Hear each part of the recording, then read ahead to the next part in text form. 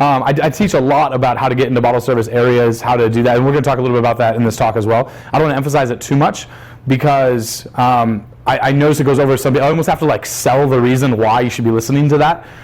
Pickup guys really like to have a good percentage of pickup guys like to have this tendency where they don't want to just submit to the process and change fully. They just want to stay who they are and then kind of still somehow get pickup results. You take a bottle service area kind of concept, and I feel like sometimes I like to have to convince people why that's such an important concept before they're just like, oh, but I don't want to know about that high value money type stuff. It's kind of interesting. You take a city like Vegas, that's the second one that I was going to mention, the bottle service, money, flashy, everything, right? It's crazy how many people, locals that I know, will valet their car at a club like, when they're going to a club like Excess, where second floor parking at the Wynn, for example, you're 30, 40 feet from the entrance to Excess, but they still want to valet because they still want that like something for nothing kind of approach where like you don't have to pay for the valet, but you still get this kind of image that's associated with it a little bit. Some venues aren't like that, but you take Excess, and I would never valet my car at Wynn Encore when I'm trying to go to Excess. It's just ridiculous. You have the second floor parking, you can walk the girl 30 feet from the exit of Excess and you're in your car. So you got the bottle service thing. So let's look at a few examples of that, right? Because it's Vegas. It's not just bottle service. What is it, right? Social status. So it's bottle service, social status. What are some other things in Vegas that, because here's the thing, there is a massive when in Rome approach to game. You can't really just go against the grain so much just to be different. That's the problem that a lot of guys get with the whole self-amusement thing. They get it wrong with the different high value things. They think that it's this going against the grain that's going to get them the result. Instead, you really have to look at it like, you take a city like Vegas. I don't want to give away the first one. I want someone to answer it. But the high status, high value kind of approach, right? What are the few of the other things? You have bottle service areas, just sheer quantity of bottles. What else do you have? Maybe conforming to a certain dress code if that's not really your style. Sure. So what's the typical like Vegas high value dress code? A little bit what you're doing right here. Maybe, cool. A darker, usually more of a darker thing underneath. It's a little more business than it is casual. But yeah, the suit with the pocket square, right? You look like a guy who would stand right outside the nightclub, VIP host kind of thing. What else? What are the high value things of Vegas besides the bottle service? So that's just such an easy win, right? What else? Cool. We're gonna get it. Where the guys eating dinner at? Where they're eating dinner at. That's a huge one for Vegas. You have a penthouse. There you go. See? Like Yeah, all these things, right? What I like about game is you can get all of these things without just having to be somebody who goes out and just spends a ton of money. That's kind of the point of game is this high leverage kind of situation that you create for yourselves. The specific thing about the bottle service, that's one of the biggest bang for your bucks that you can use as a pickup artist, as a guy who's trying to go out there and use game to crush it, because you take a city like Seattle, right? Anybody live in Seattle before, or anybody? No? You said something about up there, right? Yeah. Portland, okay. So Seattle's not a bottle service kind of area. San Francisco. I've lived in San Francisco for a year at a time. San Francisco is one of the, San Francisco to me is the coolest city that you could possibly live in, that also has the worst quality of girls you could possibly have. Like you look at that like ratio and like the attractiveness level of your girl compared to like the bomb ass restaurants and different cool things in the city is, I've never seen such a disparity. It's crazy. But the bottle service thing, it's almost looked down upon to get bottle service in San Francisco. It's almost this like weird, like, what are you doing? What are you guys celebrating? Why are you spending this money? Because everybody kind of makes decent money there, but nobody really wants to spend it on that kind of stuff, right? There's like what, 2 bottle service clubs really in the city. I mean, Temple, Audio, maybe Harlot too, I guess. Three bottle service cities, huh? Yeah, Temple, Harlot, and Audio. Temple's great if you love really fobby Asian girls, huh? Yeah, San Francisco, right? Harlot's probably the best club at the end of the day. Audio is kind of cool too, but yeah, it's you kind of have to look at it this way. When I go through these different talks, these different cities, we do free tours. It's really clear the guys that are in the room, for the most part, are the guys that either think that they don't have or genuinely don't have the characteristics of all the naturals in that city, right? So you go to Miami. Miami's all like Miami. When I say these things, I'm not trying to talk in absolutes. I'm just saying what the natural approach is in that city, or the mainstream approach in that city of getting girls. Miami is a city where it's purely about money. In terms of the mainstream approach to pick up girls, it's all about what type of car do you drive. It's even more than like Manhattan. Miami it's just those like who, what, why, and where questions are asked right away. So you look at the layer in Miami, the layer inner circle, whatever you want to call it, in Miami, and it's full of a bunch of guys who like don't really want to work. It's full of a bunch of guys that like don't really want to play the value card. Like it's full of all these guys that are like that. You go to a city like LA, right? What do you think the guys in that room are like? Yeah, we'll smoke a lot of weed. I mean, I feel like that's the entire state of California. They're just baked all the time. I would be looking at 100% just social connections. Yeah, you would be, right? So he really hit the nail on the head. I think it was you, right? So like it's like half the room are AV guys who work in audio visual. Remember that guy was Michael? Was his name? I think you might have met him. It's guys who like moved to LA thinking they wanted to work in the industry or the entertainment. I mean, you know about this, right? Firsthand. It's guys who like think that they're going to take acting classes, become an actor. People who are in that entertainment industry because they kind of thought that was the path to get good with women. I have a lot of friends who live in Vegas because they thought they wanted to pick up girls in LA as a part-time actor. Realized they didn't really like acting at all. They just wanted that like lifestyle, and they realized they could have that lifestyle on day one moving to Vegas. So then they just drove 4 hours over here and then said, fuck LA. Well, that's one of the first things I teach everybody that comes to me and trains with me in Vegas is how to always make sure that they're at comp tables or some tourist table as much as possible, as often as possible. Because like you could spend 4 hours gaming in a low value area and gaming really, really well, and you'll never get the quality of girl that you have with average or even a little bit below average game in a really high value area. I go to almost every Playboy Mansion party, I go to almost every Maximum party. And while I'm there, I actually have like usually pretty low energy when I'm there, which isn't kind of my style. I'm usually kind of like the high energy crazy guy. So when I'm at those areas, I use like my like average level game in those places, and it's always way hotter type of girls that we're pulling. Anybody see my videos on YouTube? Anybody see them? Raise your hand if you've seen any of my videos. Cool. What do you do? You notice how the attractiveness level of the girls in my videos are just significantly hotter than a lot of pickup videos? Yeah, it's like film those, and that's because the girls at those events, even like with your average level game, you on like a bad day, you're still going to pull a lot hotter girl at a high value event or a high value thing, like a bottle service area in a club in Vegas, than you will using much better game at a low value area. You guys understand that? Right? You can get into those things by just changing some habits of yours. It's not like you have to go out and exert all of this high value onto the world. Instead, really what you should do is use the techniques to get into these areas to build yourself and your standing in these different environments, and then actually de-LV yourself. That's the best combination. That's the sweet spot. So the best thing you could do is get into these table areas the way he's discussing, the way you just mentioned, right? Not only table areas, but what are a couple other VIP kind of things? Events. What? The cabana area. Yep. Like at the pool areas, right? Cabana, now that those opened up.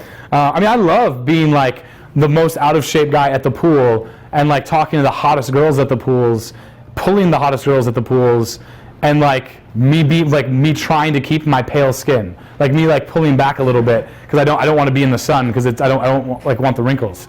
So like I'm trying to like stand, and I'm like I just can't be in the sun for very long. I'm like trying to like get out of the sun. I'm wearing like a full shirt, and I'm like hitting on these girls and like in the cabana area, and I'm like literally de-LVing myself the whole time, because most guys who are in the high value areas are trying to do what?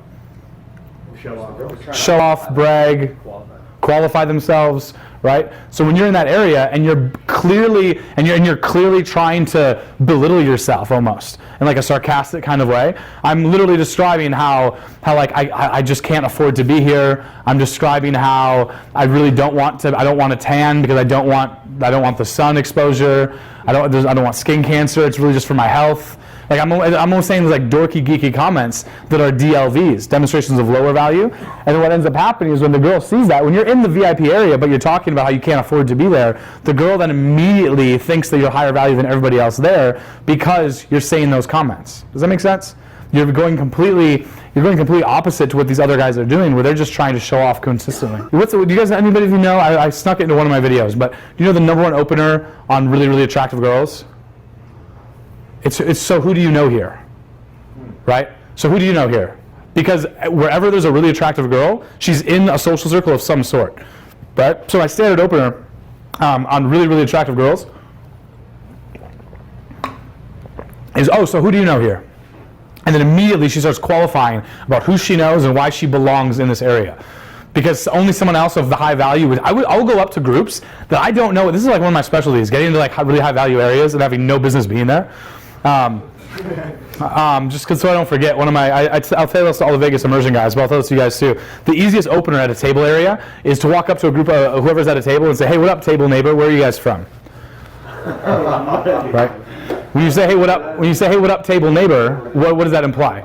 That you have a table in the vicinity. I'll go up. I'm kind of nuts, dude. I'm kind of crazy. I'll go up and I'll grab bottles off of another table. Like I'll go grab like an empty bottle of Goose off some dude's table. Go grab it, like swing it around a little bit. I would say 90% of the nights I go out, I'm completely sober, and 10% I'm lit as fuck. I have no buzz. There's no in between whatsoever. It's just like, real fucking quick, right? I'm like 10% of the time, just like complete, like barely even know what club I'm in, right? Probably will forget where I parked. I definitely Ubered home, but 90% of the time I'm sober. And when I'm sober, sometimes I'll grab like an empty bottle of Goose. I'll like walk around to some table and be like, hey, what up, table neighbor? And like usually there's just a little bit in it, so like I'll just pour it into their glass and be like, yo, let's get lit. And I'm just like I'm just trying to like party and rage, right? I'll pour it in, and then immediately they're like, yeah, come on by, have a seat, meet all of our people. Funny thing is, guys are so easy. Like that's the thing is like mixed sets especially, they're so easy. Like I mean, you go up like and just say, hey, what up, and like try to hit on their girl in some like polarizing or alpha kind of way. Immediately they're gonna be like, yo, get the fuck away. You pour like $4.50 worth of vodka in their drink, or like you walk up and say table neighbor and don't do the ballsy alcohol thing I just described. They think that you don't want anything from them, so then immediately they're like, oh, here's the keys to the castle right here. Right, so you walk up, you say, hey, what up, table neighbor? You're now immediately in that area. And you can usually just stay in that area. They'll usually pour you drinks. They'll introduce you to the girls. And as long as you, guys are so easy. As long as you don't hit on the immediate girl that he wants to fuck, you could hit on any of the other girls and they're totally fine, right?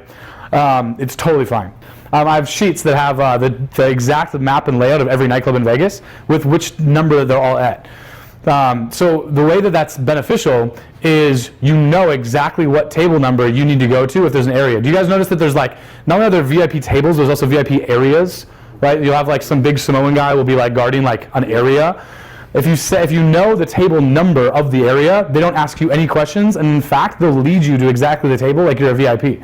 Right? So if you just know what table number is of the area, I don't even need to like sit at a table. In fact, when I usually have tables and invites all the time when I go out, and I never sit there because I don't want to be so stationary. Which I think is just, I get super bored if I have to be stuck in that one spot, even with a bunch of really pretty girls. I'm like, no, I want to like move around a little bit, right?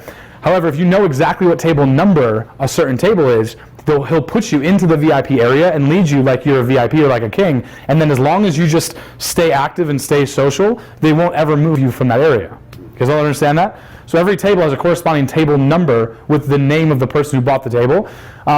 The number is significantly more important than the name of the person who bought the table ever. You guys all understand that? The numbers are very, very important. I'll regularly go into like Omnia, for example, and say, oh yeah, I'm at table 53. Right? And then they'll go, oh, okay. Because they see that you know the verbiage of that table, they will just walk you straight to that table. They'll push everyone out of the way and bring you straight to that table. Immediately, I'd walk up to the first friendly guy I see and be like, hey, what up? And just high five him. The bouncer will see the high five happen. Bouncer will walk away. And I'll be like, what up, table neighbor? And now I'm at the table. Right? And neither one was the wiser. Yes, if you have balls, then do the DJ booth tables. Yeah, but I mean, like excess. I've maybe for the past 2 years, I've never gone into excess and not sat next to the DJ. Maybe the past 2.5 years, maybe. And I spend 3-4 months not going to excess sometimes. And every time I come back, I don't even look at excess as a big club. I look at it as it's like one mini club, and that's that deck area where the DJ booth is at excess. That's like I would love to just see like nothing but PUAs up there. That'd be super cool if like every single PUA was just able to just say the same things that I say to get there and just do it, right? Just network your exact way to do it. Drew just gave you a really good tip on how to do that, right? Just make sure you say the table number of that table, and they'll just lead you right to it as if you belong. Here's the thing. First of all, there's like at best, if 5% of this room did it, that would be amazing, right? I've told this exact same thing over and over and over again to many different groups of people, and almost never do I see anybody up there. The goal is me teach you how to get to the DJ booth, and instead I see all of you in like the VIP dance floor table area. That would be pretty cool. And that's extremely doable. Extremely doable. like on most nights, it's like 20% of the club maybe are free bottles, comp tables anyway. So these comp tables, like my buddy gets a comp table every night he goes out, and he's got a new batch of 10 I'll get to you in a second, reasonably attractive girls at his table. He never knows who the girls are. They just, and he's a DJ at every, so he's a promoter basically for the first half of the night, and then he's a DJ the second half of the night. He cares only about his DJing, but he's not a big enough DJ to be anything but like the clothes. He's the guy that like is the DJ when like they're like sweeping and everyone like kicks everybody else out. Dylan Francis DJs for 17 minutes and then he gets off stage and then this guy comes on and DJs. So he doesn't give a fuck about the table, the alcohol, or the girls at the spot. So you might not be able to get into the DJ booth every time, but 100% of the nights you go out, you should be able to get to one of these comp tables, one of these industry tables, one of these areas. You get to drink for free, you get to hit on their girls because they don't even care about the girls. Most guys who work at clubs in Vegas are annoyed by the girls because the girls are a commodity here, meaning that there's just so many of them. Like if you walk up to it was one of the biggest myths I've ever heard in the pickup community is you want to try to get into a nightclub, walk up to the club with a bunch of girls, and they're going to be so impressed or enamored with you, I guess, that they're going to let you in. That's such a joke. I mean, you've done that, right? Where you walk up to the club with a bunch of girls, and what do they usually say if you don't know them? If I don't know the... If you don't know the door guy or host or whatever, yeah, what do they say? Fuck off. Yeah, fuck off, or are you ready to pay cover for all of you people? Yeah, like, they're not, like, impressed at all. Even like, my buddies, when I walk up, they're kind of like, bro, dude, all right, I guess I'll write a slip for all these people. Like, they're slightly annoyed or vexed more than anything, right? I'd much rather go to nightclubs completely by myself and then meet up with the girls inside the club. Right? Because it's just not, it doesn't impress them. It's the women are a commodity. There's just so many girls, right? So the DJ booth, yeah, that might be difficult. But I will say this, I've definitely had like 10 to 15 PUAs at the XS DJ booth. And when I say DJ booth, I mean like, so there's the DJ booth, and then there's the DJ booth tables that are next to the DJ booth. Does that make sense? I've definitely had about 10 to 15 PUAs with me in that area before. Because as long as you're, think about it, like everything that defines like a reasonably good PUA, or at least the things you're striving for, are the exact same characteristics of a guy that they want there anyway. A guy, like, it's crazy how many text messages I get per day saying, hey, do you know any cool guys? I have too many girls at our table. I need some cool guys to entertain them. Right? Minimum once a day I get that. Sometimes if I go out a lot, if I'm on a streak going out a lot, I get like 3 of those messages a day of these guys who just get all these referrals of girls, right? Here, this is the way to like hack Vegas. Don't be some guy who like goes to fashion show and does like day game or something. Like it's just your quantity of girl. Like, what, you guys have done that or something?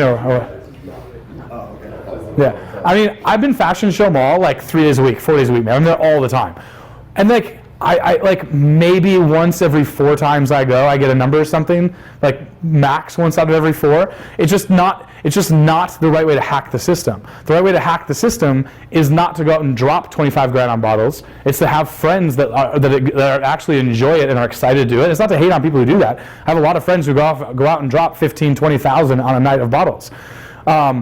I just can't do it. But instead, I can add value to them in other ways. And then in a night, though these are guys too, like, by the way, if you're getting like tens of thousands of dollars per night, they won't go to the club and not do it. They need to spend that kind of money in order to enjoy themselves on that given night.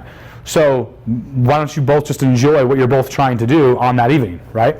So I'm not telling you guys to go out and like play the value card. What I'm telling you to do is use the value card to your advantage.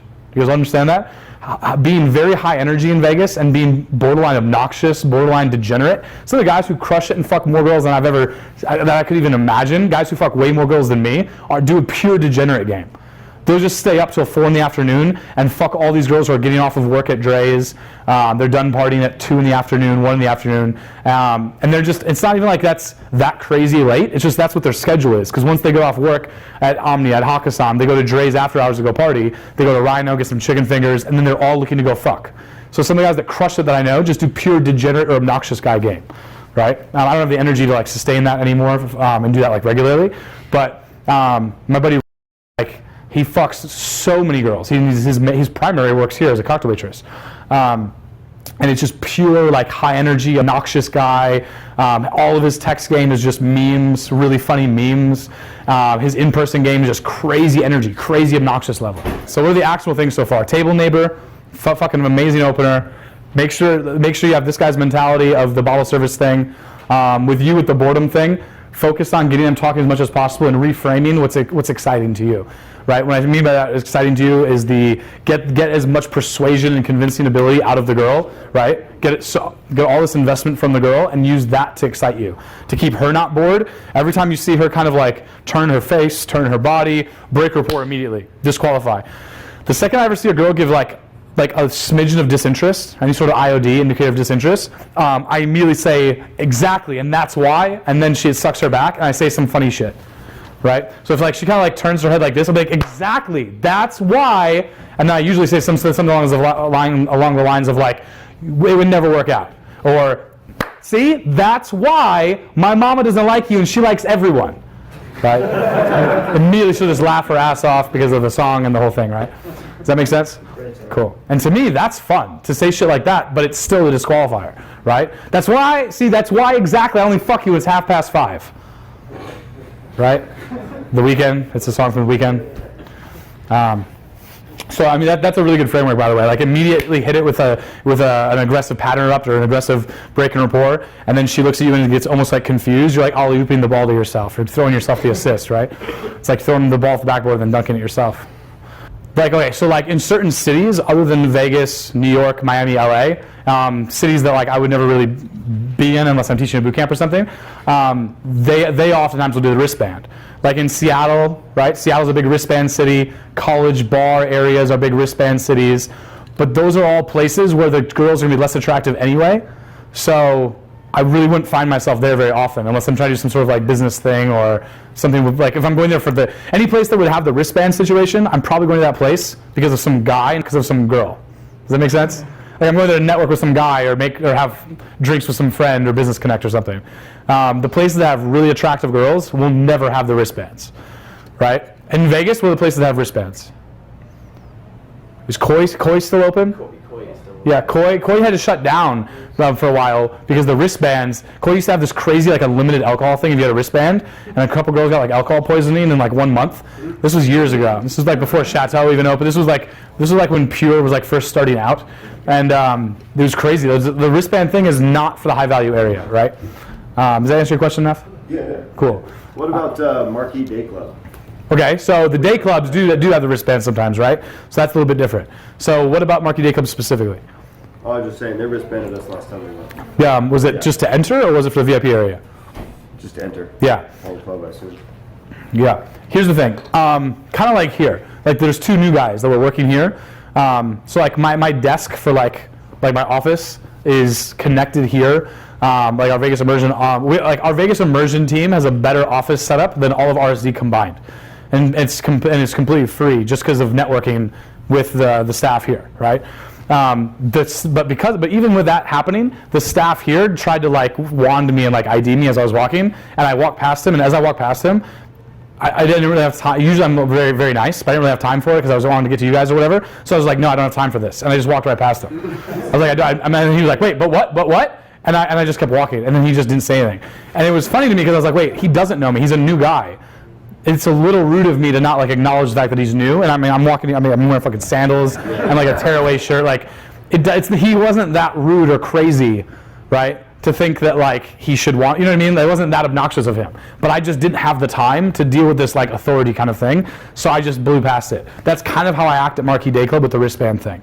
Yeah. Some of you might be ready to kind of take on that kind of level. Here's the thing: the whole like you're good enough or what's the E word?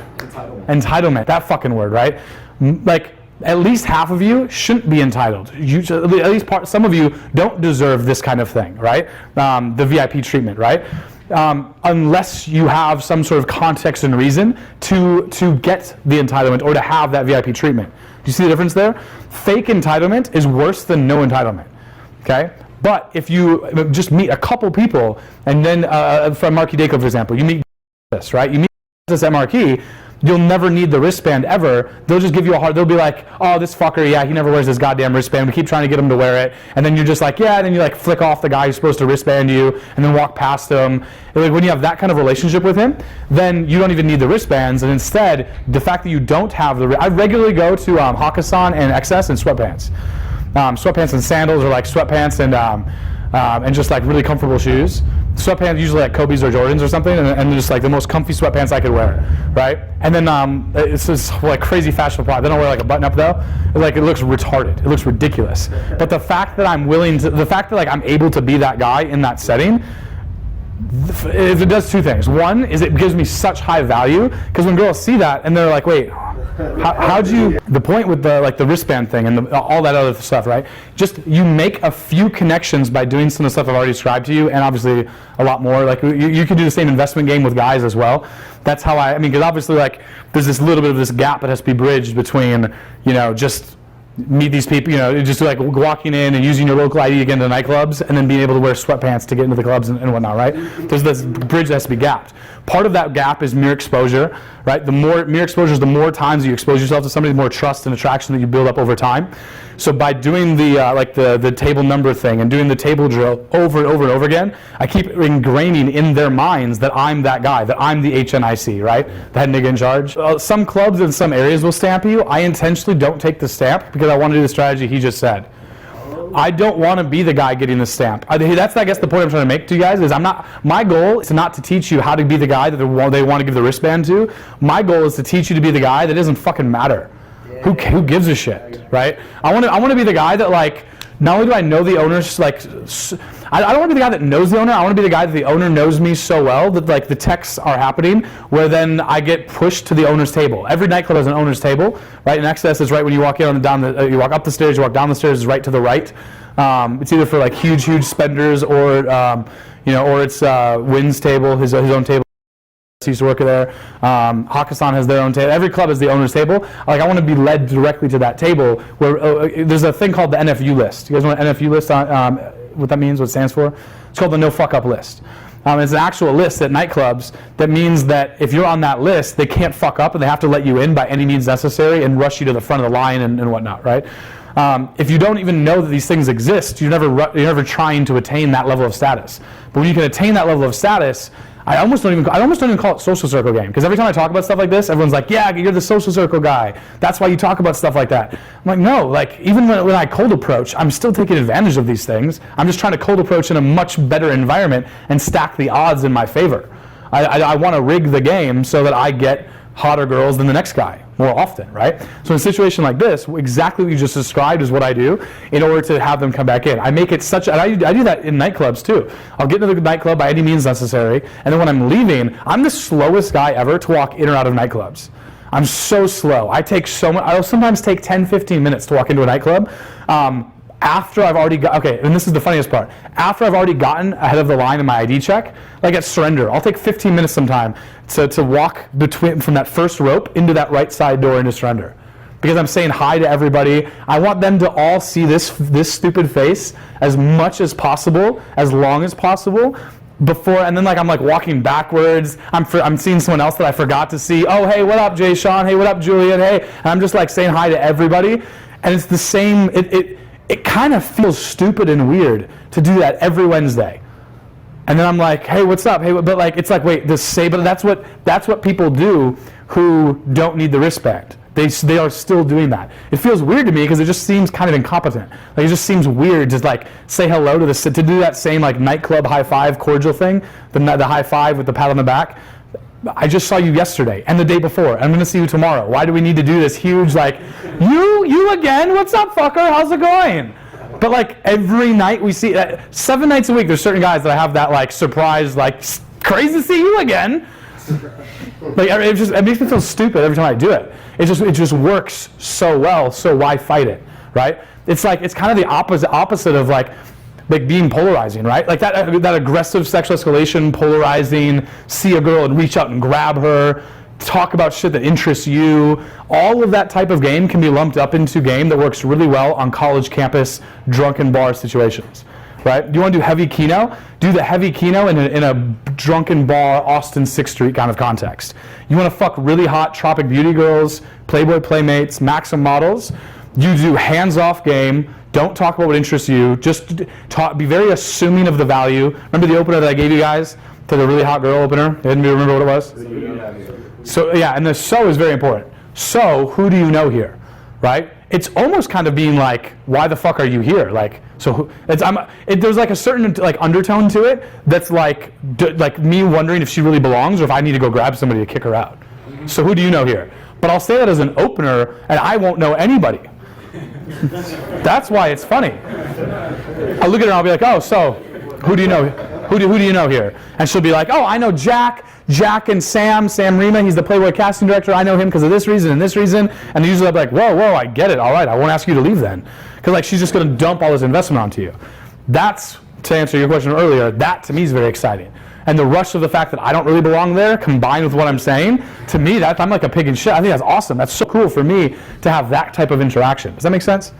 I love doing like crazy shit in the middle of Cosmo Casino, and then getting told that I need to go to Talon Club because like they want to like one time this happened where they reviewed. I was with my buddy Jack. He's a big gambler at Cosmo, and they actually reviewed the security tapes with us because we were they're like, yo, when you guys sober up, you guys don't think this is really funny because we were just acting drunk and stupid in Cosmo. They brought us into the Talon Club, which is like a really high limit area of Cosmo, and then they literally had to talk with us about how they're gonna have to show us the security tapes, and then 2 days later they showed it to us because it was just so obnoxious. You should never go into game in a night thinking every set is I either fuck her or I don't, and I got blown. Like I haven't been blown out in years.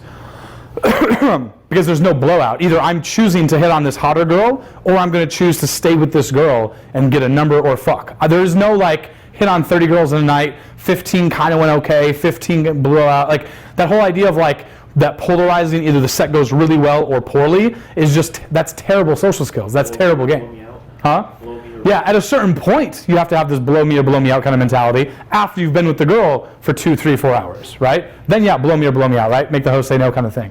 But before that, but like when I'm at walking that table and I say, oh, so who are you, so who do you know here or whatever, or so who'd you come here with or whatever it is, I've already done the whole table drill with the bouncer. The bouncer's already, remember how I said that when the bouncer brings me over, I'm already high-fiving some dude as soon as I get there, right? So I'm already having 3 to 5 names to work with.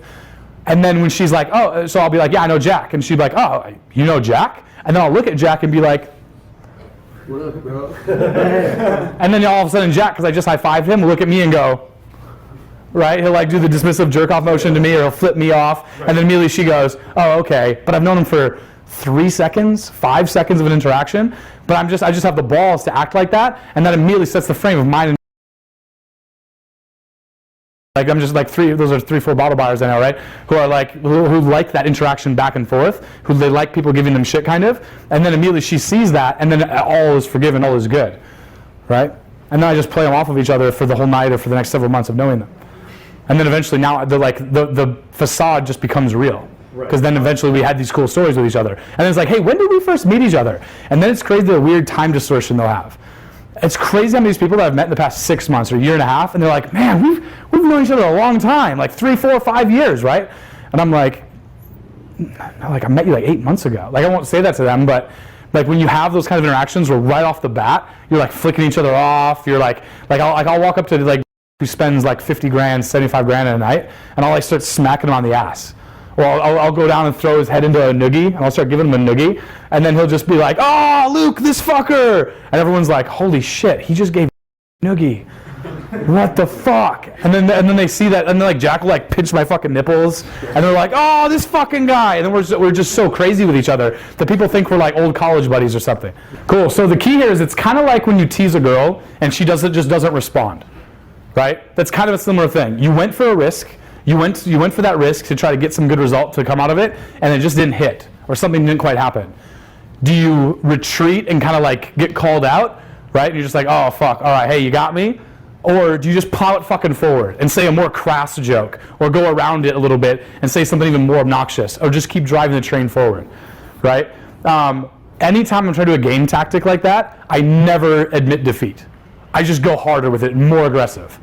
So if the bouncer actually leads me to, usually the bouncer doesn't lead you to the table unless you pressure it. Usually you're just like, oh, table 42. And usually when I'm saying the table number, I actually see a group of girls or a cool guy that's acting very friendly, or I'll see some desired area first, and then I'll say that I'm at that table. That's why that sheet is so important, because I'll quickly look up on the sheet. It takes 2 seconds. Like, it's very apparent what table number it is. And at this point, I know kind of where all the tables are that I want access to, and I'll grab the nearest bouncer and I say, hey, I'm at table 47. I think it's in that area. could you help me out a little bit, bro? And immediately he's like, yeah, I got you. 47, it is over there, or no, it's actually over here. And then he'll correct me, and then I'll go to that area. Does that make sense? Yeah. So usually it doesn't happen, but if it does happen where he leads you to a table that's empty, I'll immediately look at him and be like, I thought you said this was table 47. And then I'll say in this like, what the fuck? And then immediately he goes just straight back to me and goes, this is table 47. And I go, I don't mean to be rude, but I don't see my friends. Do you see my friends? I don't see them. And then I don't want to be rude or or obnoxious here, but I don't see them. And he goes, no, I don't see your friends. And I go, so you see my problem? and then he at that point, half the time he'll just get annoyed and walk away. Which, okay, I'm now at that point, like I've already achieved what my goal is. Does that make sense? Like I'll just sit there, I'll be like, all right, fine. Can you just grab the waitress then? That used to, for about a year and a half, that was my whole thing, is I would sit at bottle service tables with no bottle, but I would just use the waitress to bring me drinks. And I would pay for the drinks or whatever, I would buy 2 drinks or 3 drinks a night or something, and I would just use because as a PUA, do we really give a fuck about the table? Yeah. And anyway, the point is I can almost always negotiate that, where I can just sit at the table and no one's there, and then I just order drinks, 1 drink at a time from the waitress. Table drill. Who does not know what the table drill is, but you have heard me mention it last time? Raise your hand. Cool. Who does know what the table drill is? Yeah, there you go. Cool. Have you done it yet? Once. How'd it work? It worked pretty good in the beginning, but then it kind of just because I know I have to bring the party to the... No, stop. I mean, at that point, I don't even give a shit. Did it work for the first 20 seconds? Yeah. How well? I got in. I was at the table. There you go. Right? It's kind of like saying an opener worked. If I ask you, hey, if I give you an opener and I say, hey, did that work? I don't give a shit if you didn't fuck the girl off the open. Right? You get what I'm saying? Yes. The table drill, if I give that to you and it worked, meaning did they accept you into the table and did it buy you 30 seconds? Then that's a really good success, right? The cool thing about the table drill is it will work. I mean, I hate throwing these percentages out because then sometimes guys will try to prove it wrong, but it works for me 100% of the time. I think it'll work for you guys 80% to 100%. Table drill is you go up to tables, you infiltrate their table, and you associate yourself with their group, and you stay with that group instead of going to the table area, or the bar area or the dance floor area. Okay? Any of you guys have an idea on how you could do that? There you go. Bring value to the table, right? Have 2 girls with you. What's the only problem with that in a city like Vegas or Miami? There's guys who are paid by the club to just throw them girls, right? And that actually will sometimes just make them feel insecure. Because I've tried this whole deal where oh, you bring girls to the club and you try to get into the club with girls, or you try to throw girls at a table.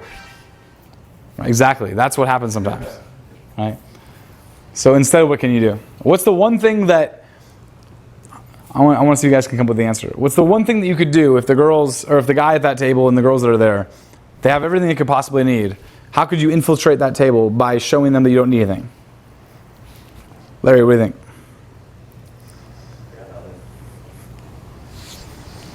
To this day, one of my favorite openers, I did a 90-day program in Australia with a guy, private coaching for 90 straight days. He lives in Chicago. He came up with one of my favorite openers I ever have heard. He's got a drink, it's full. He goes up to a girl and he goes, could you buy me a drink? It's a full drink. Right? Why is that funny? This guy's rich. He's a couple $100 million. He's 29, 30 years old. Do you think he needs the girl to buy him a drink? Yes or no? No. Does she know that he's rich? No. Right? If she does know, then I'd be nervous because she's looking at his shoes or his watch, and I'd be a little nervous, right? How does he convey that he doesn't want anything from the girl? By having a full drink in his hand. You understand? Why is that magical? Why is that beautiful? Because it's a $12 drink, an $8 to $20 drink, right? That conveys the maximum amount of value that you could possibly have. Right? You go up to a bottle service area with a drink in your hand. I will grab drinks off fucking tables. And sometimes for fun, I'll try to see how close, just to fuck with the shit, I'll see how close can I grab a full bottle from like the distance between the table I'm trying to infiltrate and how close it can be, because it's very easy to go off over here and like grab a half empty bottle of like a dude's kind of left, right? But it's fucking risky as shit to try to hit on girls at that table and grab a bottle of vodka at this table and just grab it and then go over here, right? But how arrogant do you need to be, and how much of a non-value seeker do you need to be if you're carrying a bottle of vodka going up to a group of guys being like, hey, what's up? Like, they don't know what to do with you. Do you think they think that you're trying to steal from them or take from them? Right? Not at all. This is how social circle game can work, where you can do this in 30 minutes, an hour. Whereas if you try to do just pure direct game or presence game, what are you going to do? You're going to go up to the girl and do what? Hand of God. Hey. What are you going to say? Give me a line. Huh? Who are you? Where are you from? Let's see. Yeah. Who are you? What's your story? Right? Get your little ass over here. Right? That shit's money on the street. Right? You're walking up and down the street. Like, there's nobody in the world who's as good at street game as Owen is. Like, it's literally, hey, where is he? I want to beacon on him every time he does street game. Right? He's amazing at it. But if you're in a nightclub, you kind of can't really do that street game kind of approach, because everyone's stationary. You don't really have bottle service people moving from table to table, right? So it's a bit more zero sum, right? It's a zero sum game. Okay, so when you go up to it, you have to make it very, very clear that you don't want anything from that table. Once you make it clear you don't want anything from them, guess what's going to happen? It's crazy what they'll do. They will, like, dude, you do the table drill, like, you do it well enough, the one line will get you to fuck a girl. It's wild, right? You do the table drill well enough. I mean, granted, when I do the table drill, I'm an obnoxious, I mean, just imagine, like, the little bit that you guys know about me, imagine how I do the table drill. I'm taking off my belt, grabbing a bottle of vodka. The bouncer's like, what are you doing? I go fuck yourself. And then I start pouring it on the guy who just bought this table. And I hope that he tilts his head back. Like no joke, like that's what's happening. Because guess what happens to me regardless of what occurs? The girls laugh their ass off. Worst case scenario, the guy's like, go fuck yourself, and he pushes me, and I'm like, ha ha ha. But like, that's the best way to like bro out with a dude who just bought a table, right? To show that kind of balls. Now granted, it takes a little bit of gregariousness, I guess is a nice word for it, to be able to do that. But you do that, they're gonna fucking love you, and all those girls are gonna be like, who the fuck is that guy? Right? Are you saying you take their bottle? I'm doing the, now that we're kind of winding to the end of the seminar, I'm giving you guys like what I would do. And I'm trying to get you guys to at least do like 5, 6, or 7 on that 10-point scale, right? That's why I said go up to the bottle service table with a full drink in your hand. That's what you guys should be realistically doing. When I do it, I will grab a bottle of vodka off of somebody else's table, right? At a convenient moment, and I'll bring it up to another table and say, hey, what's up, table neighbor? When I say what's up, table neighbor, what does that imply? You have a table. Correct. And if they don't quite get that, what's in my hand? A bottle. So I'm making it extremely clear that I don't need what? Free alcohol. Anything from them at all. Right? Okay? And by me going up to the guy, what does that imply? When he's got a bunch of girls around him. That I don't want to fuck his girls. But guess what I want to do? I want to fuck all of them. And I'm going to. Even if it takes me months, I'm going to weed my way into his life. Right? Okay, so what do? It all starts with me grabbing a fucking, sometimes an empty bottle of goose off some retarded fucking table. I'll grab it, go like this, and guess what? Again, be very careful doing this, but maybe 25% of the time, a bouncer's like, what are you doing? I go, who the fuck are you? And I go over here. You say it like that, guess what happens? He's like, I don't know. And he goes over here. Right? It's kind of funny. I mean, even me saying it, I'm like, what the fuck is wrong with me? Right? But then guess what? You turn it up a notch, right? Right? Where you want the energy to go? All the way up. Okay? So then you want to do like exactly what I would do? You grab the guy's face who bought the table by his chin, you tilt his fucking chin back, and you go, here, you want a shot? And he goes, what? And when he opens his mouth to answer you, you just start pouring the vodka in his mouth. You just made a rich friend forever. Any questions? Who in here is not comfortable doing this? Like they're like, hey, that's funny, but this is super retarded. No, raise your hand really high so I can see. Like I still do it, but I want to. I'm not gonna lie. I want to do it, but I don't feel comfortable to do it. The comfort thing is interesting. The only way to succeed in this is to only do things that are what? Uncomfortable. If you do things that are comfortable ever, like the second I do something where I'm like, oh, this feels right, I'm like, no, fuck. I gotta do some crazy shit. Right? Because if I do something that's comfortable, I've already done it, I'm already used to it. Immediately I'm doing something wrong if it's comfortable. You understand? I will risk not having the result in order to do something uncomfortable. Do you know what that does? It forces me to never have approach anxiety. It forces me to never really, it forces you to be more of a sociopath. Right? Not in a bad way, but in like a very contained kind of way. Right? Okay. Why do you think I say that? Because they just don't give a fuck. Exactly. But let's not give a fuck in a strategic way that's going to get you some results.